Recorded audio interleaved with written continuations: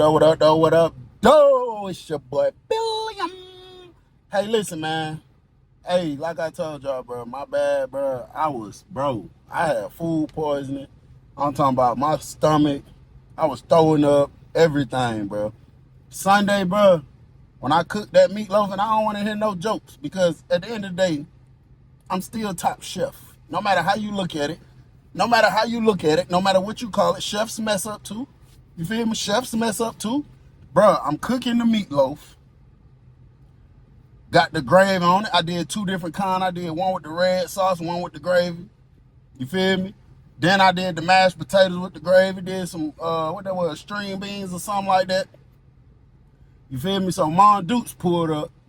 And when I pulled it out the oven, she was like, what that is? And I told her what it was. My mama came over there. She took the aluminum foil off.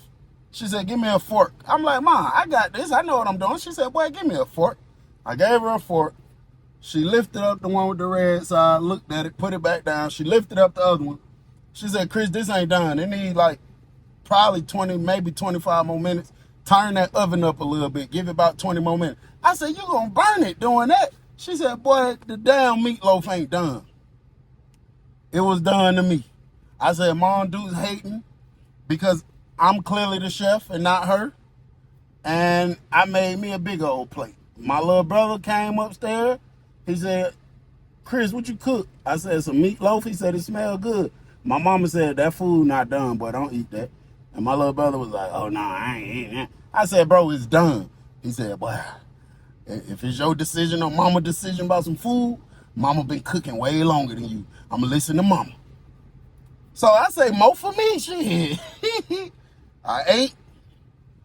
Bro, I was down since Sunday, bro. This is the first day I have eaten a meal since Sunday. I couldn't eat nothing, couldn't hold nothing down, no fluids, bro. I couldn't even hold water down, bro. I was down bad. But like I say, chefs mess up. You know, it's just a temperature thing. I probably, it is what it is. We ain't gonna make no big fuss out of it. At the end of the day, I still can cook better than Kingston. I still can cook better than Kiera. I still can cook better than D-Man Jr. Definitely cook better than Talk Heavy. Definitely cook better than Banky Pound. Team TBP, can't nobody cook better than me. Shout out to Bank, that's my guy, but he just can't cook better than me. I mean, it's simple as that. Jamaica can't cook better than me. You know what I'm saying? What the hell he gonna cook? Some, what them things called? Dublins? What them things called? I forgot what they called. What Jamaica gonna cook? Some rice? Jamaica can't cook prison food better than me or real food better than me. But you know, like I say, chefs mess up. We ain't gonna make a big deal out of it. But anyway, let's go on hop into this story. Yeah. So listen, bro. I'm in the dorm. I'm chilling. We just got done cooking. I wasn't cooking, but I was in on the plate, on the meal. They got new intake coming in. It's about 6 people. We had a lot of people go to the hole the past few weeks. I'm outside just chilling. They make everybody line up against their door. Certain team do that sometimes to make sure ain't no issue with the people that's coming in. Sometimes they do, sometimes they don't. Sometimes they be tweaking, sometimes they ain't. But they made us line up against the door. It's like 4 of the 6 that come in our dorm. And they walked in with them. Certain team was like, y'all good? Y'all good? Everybody was like, yes, sir. He was like, ain't nobody got no issue with these people, dude. So everybody was like, nah, everybody good. So, certain team leave out. Now, there's one dude that looked very familiar, bro. You know, people be looking so familiar in prison. Sometimes you can never really identify where they look familiar from because you done been around different camps and stuff. But this guy here looked at, he looked very familiar. Couldn't remember his name or his face. I mean, like, where from, but he looked familiar. He was a young dude, dark-skinned dude, kind of short, had little waves in his head or whatever. So the CERT team go to passing the 4 people off sticky notes. And I know the sticky note is their assigned room number wrote down on it, just telling them, you know, what room they going to. So CERT was like, y'all show everything good. So everybody was like, yes, sir, yes, sir. So the search team leave out. Bro, soon as they leave out, everybody go to walk into their room, but the little dude that I said looked familiar, that man say, y'all, whoa, where them bloods at? Whoa. So you know all the bloods, they, y'all. So the bloods go to coming downstairs, so he walking up to them. And soon he walk up, they go to doing this long ass handshake, and I hear this man out his mouth say, man, dog, I need a knife. I need a knife ASAP, dog. Dog, I need a knife. So as soon as he say that, I immediately go push up, you know, on the people I run with. And I'm like, hey, bro, I don't know what's up with this new blood dude. He looked familiar. I can't remember where I know him from verbatim, but, you know, you coming straight from another camp in here talking about you need a damn knife. I don't know who your issue is with. I don't know what your, you know, what your threat might be, who you got issues with. And to be honest, you not even realizing what type of dorm you in. This ain't even that type of dorm, bro. Like, I mean, this is that type of camp for sure. This is level 5. Stuff can happen anywhere. But this ain't even that type of dorm, bro. You know what I'm saying? Like, this is one of the most laid back dorms. Like, it's really a privilege, damn near a privilege to be in this dorm. You know what I'm saying? This ain't even that type of dorm where niggas just in here. You feel me? Now, I kept me a candy bar just for my own reasons, but this ain't the type dorm you walk through the door talking about where the knife at. I need a knife. So he go up there with the couple bloods, whatever. And I'm trying to remember, like, where do I know this dude from, bro? I know him from somewhere, but I just can't put 2 and 2 together on where exactly I know him from. You know what I'm saying? So he go get settled in for a minute. You know what I'm saying? After so long, he eventually come out, start walking around. You know, he seemed a little friendly. He talking to people and stuff. And he was coming down the range, getting ready to go downstairs. He had a cup in his hand. I'm assuming he finna go get some ice because it's hot. He looked straight up at me. I looked at him. He was walking down the steps. He stopped. He looked back up. He was like, where I know you from, shouted? I was like, I don't know. He was like, I don't look familiar to you. I said, yeah. He was like, damn, bro. Don't say it. Don't say it. Hold on. Boy, your name's C-Bill, ain't it? I said, yeah, hell yeah. He said, man, we was at the Bend together, bro. I said, who? The Bend. He talking about River Bend. So now he's seeming a little more familiar. I'm like, damn, sure probably was. That's probably where I know you from. But the image in my mind of him, what would make him look perfectly like the exact way I remember him is a kufi on his head. And he got the prostration mark. It's the deep little mark right there. So I'm looking at him. I don't want to ask him, though. You know what I'm saying? He said, yeah, bro, we was at Riverbend. You was in I-Building, ain't it? And I was in I-Building for a while. I'm like, hell yeah. So we go to talking about the cuts, what cut he slept in, what cut I slept in. And then he go to naming people that I knew for real. You know what I'm saying? He go to naming dude, EJ, Mills. He even mentioned Jamaica, talking about bro who used to be boxing and fighting. Y'all know him by JR on here, Just the Vibe. Shout out to my boy Jamaica. He just go to mentioning people. So I know, you know, that's why I had to be in there with him at. You know what I'm saying? And he was like, yeah, bro, ain't no way you don't remember me. My bunk mate was Quan. You know, I'm like, I remember you, bro. But like I said, that's the only thing. He went to walking back down the steps. He was like, yo, I about know why you don't remember me. I was like, why? So he went down there. He was like, I'm going to be back. He got his ice, got some ice water. He sipped it a couple times. He came back upstairs. He was like, I used to be a head rap. I ain't no head rap no more. Now, when he said that, I looked around, bro. And it was 2 Muslims standing probably 2 doors down from me. And when he said that, they looked straight at him. The only time you hear the term head wrap in the Georgia prison is when somebody is disrespecting the Muslims. That's their way of disrespecting them because, you know, the kufi cover their head, so they say head wrap. I guess to disrespect them or whatever.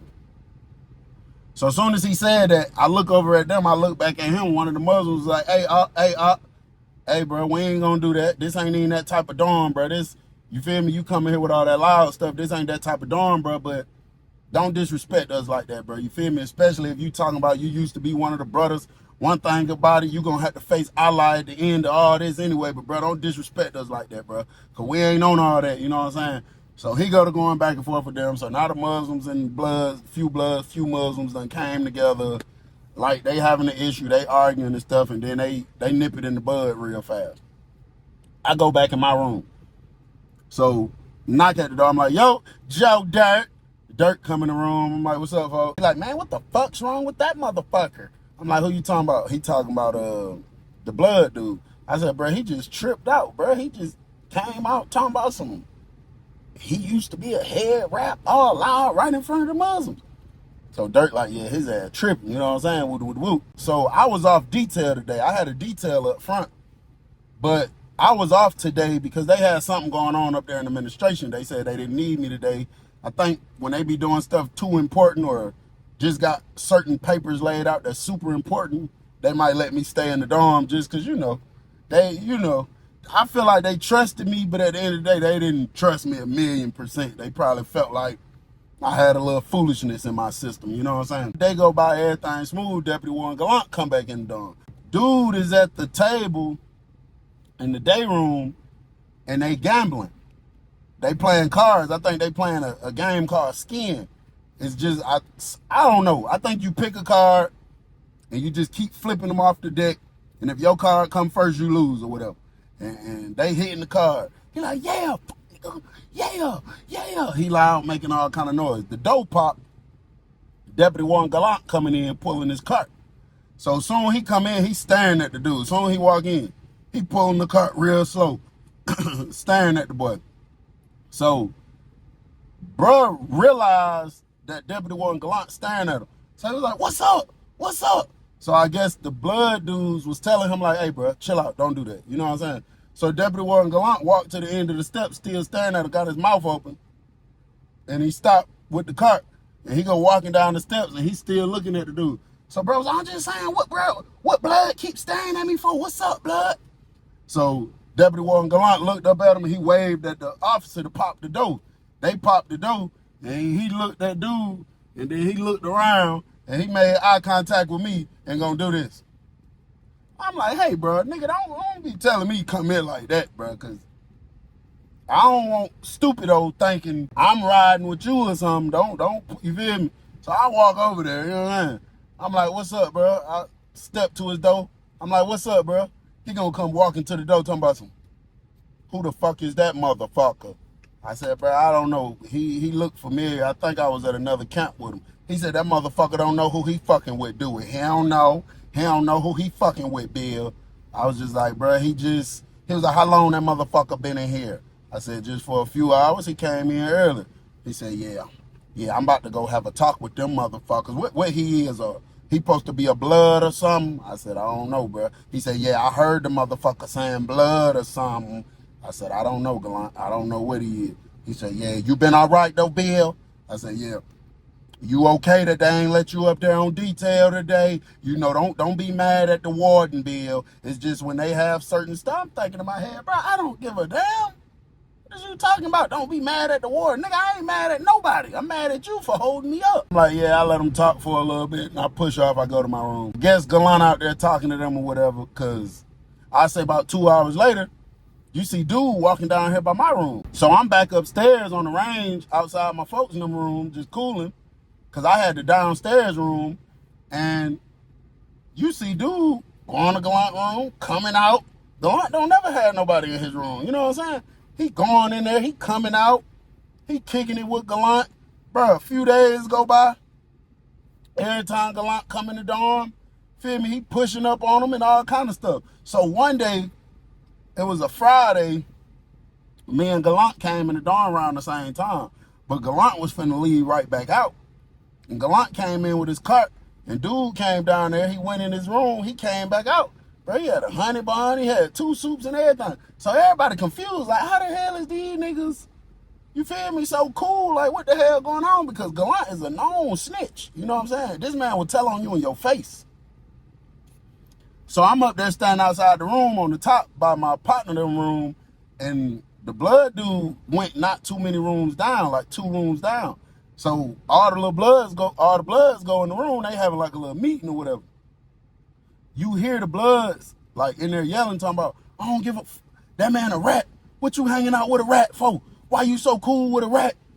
And you hear bro like, man, dog, I old school, bro, man, bro having pool, man, bro having his way and shouted from the city, You know what I'm saying? So they going back and forth about, whatever they got going on, whatever they going back and forth about. So when they come out the room, bruh stand outside the room for about 5 minutes, about a good 5 minutes. He biting his lip. He leaning on the rail, biting his lip. Then he come down there where I'm at. He like, see, Bill. I'm like, what's up, bro? I'm like, bro, what's your name anyway, bro? He was like, Jamal. I was like, Jamal, damn sure is. Then I remembered him. He definitely was Muslim, and his name was Jamal. I remember people calling him that. They had a different attribute for him in the Muslim community, but I remember his name was Jamal then. And he just volunteered information, just went to talking about, they talk about he needed to stop hanging out with Gullant. Now, I was a little baffled too, because when Gullant first came in, you was looking at the man, talking crazy, like you checking him or asking him what's up, this, and that. And then y'all just got cool out the blue. I'm not sure what matches up to make y'all so cool, but that ain't my business at the end of the day neither, you know what I'm saying? But I got to keep an eye on you because I know what Gullant do. So, y'all so cool, shit, they, to a certain extent, birds of a feather flock together. Not all the time, but, I go back to detail, and they letting us know the very next day is incentive meals, and they're about to have 2,000 cheeseburgers from Burger King, and that we got to put 2 in each bag, and that they giving it to this building, that building, that building, that building, that building. Me and Gullant gonna have to do it, but I'm gonna have a little more say-so in it. Not say-so, but a little more dealing with it because of Gullant charges and his time, he can't go through the back part where I used to go because it's like a flight risk. I could because I didn't have that much time, of course. So they letting us know, so Gullant talking to me about that throughout the day and stuff. And while we up there on detail, he go to talking about Jamal. He like, yeah, he cool. He just, one of them little guys want to try to be tough. Man, I know his mama. I say, for real? He say, yeah. And then gonna look back, and that lip was hanging. He talking about some, Bill, between me and you, I used to tear that boy mama ass up back in the day. I say, nah, for real? He was like, hell yeah, Bill. And then he looking around like what he's saying is illegal or something. Hell yeah, Bill. We used to go play frisbee with the pit bulls in the backyard all the time. I say, frisbee with the pit bulls? I say, what the hell that got to do with hitting his mama? He talking about, I ain't talking about no real pit bulls, Bill. I'm like, well, this is some old school ass slang I ain't never heard of. He said, yeah, Bill, that boy mama a freak. Hey, Bill. And then the warden came walking out. He gonna straighten up. Warden, you all right? And the warden was like, yeah. He was like, I put the rest of them count slips in there on your desk, warden. And then the warden was like, okay, thank you, Gullant. And then Gullant, he was walking past and Gullant was like, oh, warden. And then the warden looked back. He was like, yeah. He was like, that boy Jefferson down there in C1, you know the one I'm talking about, right? And the warden tuned in ASAP. He was like, the one that I keep telling to cut that damn hair, and I be making the search and go cut his hair. You talking about that Jefferson? He said, what he did? He gave you a problem? He said, yeah, I'm talking about that Jefferson, warden. I'm going to tell you what that boy been doing because I paid attention last time I went down to that dormitory. And the warden said, what'd he do? Gullant? He pulled out his cell phone. He said, you remember you told that boy to get him a haircut or he ain't going to get no cheeseburger, right? And the warden was like, yeah. He said, warden, that motherfucker done made him a do-rag out of a state t-shirt and done put it on his head. And when inspection come, he have his hair pressed down, looking like he got a haircut. Warden, he still got that afro. He ain't cut no hair. And the warden was like, okay, appreciate it, Gullant. And man, the warden got on his phone, and right when he was walking up, he said, hey, sir, and whatever they said on the other line, he said, go down there to C1 go get Jefferson, bring him up here to intake right now. He getting the bald head. He cutting all his hair off right now. I'm just looking at Gullant like, bro, this is insane. That man looks right back at me like he didn't just say what he just said and gonna say, yeah, Bill, that boy Jamal mama, let me tell you something about her, Bill. And then it was another administrator walking up, so I guess he had to get it off real quick. So he gonna whisper, Bill, she's so freaky, Bill. I used to throw it in the backyard, and she used to run over it with the lawnmower. And then he started laughing and walked off. And I'm like, you threw it in the backyard. I don't know what that means. And then she run over it with the lawnmower. I definitely don't know what that means. Day go by, you know, we work our ones and twos. So I'm trying to schedule me a plan. I was going back and forth to the gym talking to old girl that I was dealing with, because I'm trying to make something shake for tomorrow, because if this incentive meals, this finna be a lot going on, this finna be a good time for me to finagle something. So I'm trying to get her, but she acting all paranoid and stuff, because she, you know, after the first situation happened, she liked to do it certain times, certain days, whatever. But I'm telling her, like, tomorrow is going to be a very busy day. This is going to be a good day, you know what I'm saying, to make stuff happen. So the day go by, everything smooth. We go back to the dorm. We get back in the dorm. I'm in the shower. And, bro, while I'm in the shower, all I hear is, I don't give a fuck, nigga. You got me fucked up, nigga. You ain't from that city for real, no way. Police ass, nigga. Snitching ass, nigga. Fuck wrong with you, nigga. You a rat, nigga. Nigga, we'll ride on you, nigga. Fuck you talking about. Nigga, we'll ride on you, nigga. That's on blood, nigga. That's on blood. We'll ride on you, nigga. So, immediately, I go to hurry up rinsing off. I got to get the water up off of me. Because, I got to get the soap up off of me. Because somebody talking like that, you know, somebody say we'll ride on you. Number one, you saying we, that means it's a group.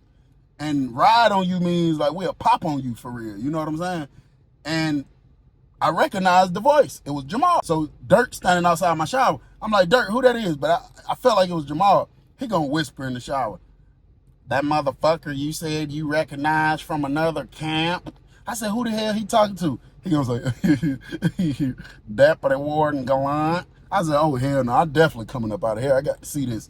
So as soon as I'm stepping out the shower, I see Deputy Warden Gullant stepping out his room. He used to have these little gold necklaces on. He's stepping out his room, man. He got his shirt off. Man, this man looked like a damn 2 oatmeal cream pies put together. Like, he ain't big, but he just look, you know, real flabby and stuff. He done got older. And he taking the necklace off. And he said, motherfucker, you don't know who you fucking with, do it. You don't know. You don't know. They ain't gonna look over while I'm walking from the shower. Bill, he don't know. He don't know who he fucking with, do it. I just didn't say nothing. I put my head down. Don't put me in there. Then he gonna look up at Joe Dirt and call Joe Dirt real government last name. Talking about, he don't know who he fucking with, do it. While he taking the thing, taking his necklace off. So Dirt ain't say nothing either. We go in the room. So we slide in the room, so I'm drying off real quick. And Joe Dirt looking out the window. So you could hear Deputy Warden Gullant saying, motherfucker, you can't get mad at me because you want me to give you some contraband, motherfucker. They knocked all that tobacco off from them boys. I'm not finna fuck up my job and give you no tobacco, man. Is you crazy, man? Is something wrong with you, man? I'm not doing that. You better motherfucking ask somebody about me. And bro was like, man, nigga, you a bitch. Nigga, you ain't talking about nothing. Nigga, we'll ride on you. We'll ride on you. And Deputy Warden Gullant said, motherfucker, Jamal, let me tell you something, boy. And that's when I got up. I had tightened up a little bit. And I walked to the door. Me and Dirk stepped out. Gullant was walking around the range like getting ready to go up the steps. He said, let me tell you something, motherfucker. You talking about y'all a ride on me? Let me tell you something. You wouldn't ride a motherfucking bicycle with permission, boy. You ain't gonna ride a damn thing with your snitching ass. So when he say that, everybody go to looking like, what? Deputy Warden Gullant, the last person to be calling somebody a damn snitch. Because that's what you do. That's how you got the nickname. So now the Bloods, they done piqued their interest. They looking like, what? So he was like, snitch, but don't even play with me. Don't even play with my name like that. Don't even play with my name like that. Talking about, then you talk about I ain't from the motherfucking city. Motherfucker, I used to run with Meech and them. What is you talking about? Me and Meech and them got locked up around the same time, motherfucker. I got locked up a few months before Meech and them. I wasn't always the person I am today, motherfucker. I just realized breaking the law and not following the rules ain't gonna get you nowhere, motherfucker. I could have been on that indictment with Meech and them. I'm from the city for real, motherfucker. You can't find a nigga on the streets gonna say I ever snitched on them. And then bro was like, man, stop talking to me, bro. Real talk. You putting that snitch shit on my name, I'll pop your ass for real. And Deputy Warden Gullant was walking away. Then he turned around and said, well, what's wrong with your poppers then, motherfucker? And then the blood dudes called bro up there. They went in the room. Deputy Warden Gullant gonna come walking back down there. Man, he damn near was out of breath. He was breathing hard. He gonna put both of his hands on his waist. He say, Bill, what the fuck wrong with this little motherfucker, man? This motherfucker ain't but this big. I snap his little ass in half, man. He got me fucked up. He don't know who he fucking with. He don't know. He don't know. So I was just like, what the hell y'all had going on?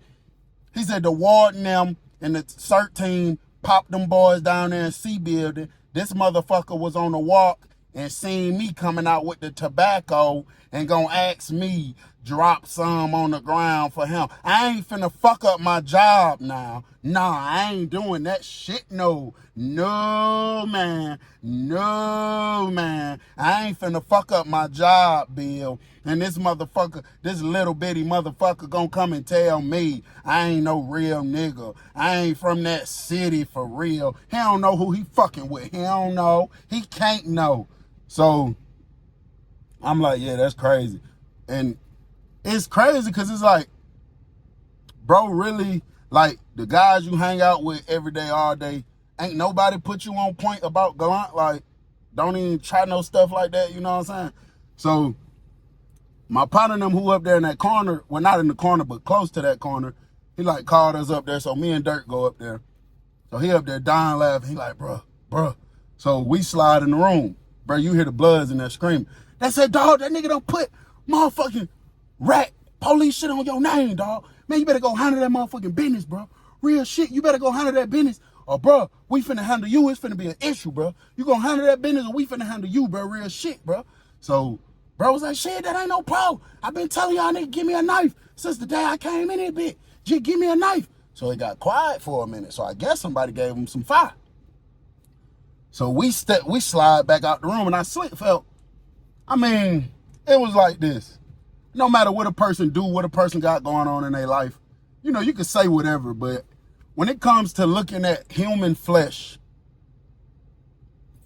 like a real human being being stabbed or being beat so bad, well, with me, at least I can speak for me, even the situations I participated in, there was always a pinch of regret, or even seeing it, even if I wasn't involved in it, there was always something like, damn, that's fucked up. Damn, I hate I had that. Or even I hate I had to see that, you know what I'm saying? So even though I know Gullant done told on hella people, you know, I really didn't want to witness him just getting flipped. I didn't want to ever see nobody getting flipped, but it just is what it is, you know what I'm saying? So we stepped back out the room, and bro, Jamal stepped out the room. He had his hand in his pocket. And Deputy Warden Gullant was standing right there downstairs. He had his door wide open. And he was walking, he was in the room at first, and then he was coming back out, and he had both of his hands on his waist, and he was looking up straight at Jamal. He did like this to them thick-ass glasses. And Jamal went walking down the steps. And Joe Dirt was like, he's about to pop Deputy Warden Gullant's ass. And you got to watch part 2 to see what happened next.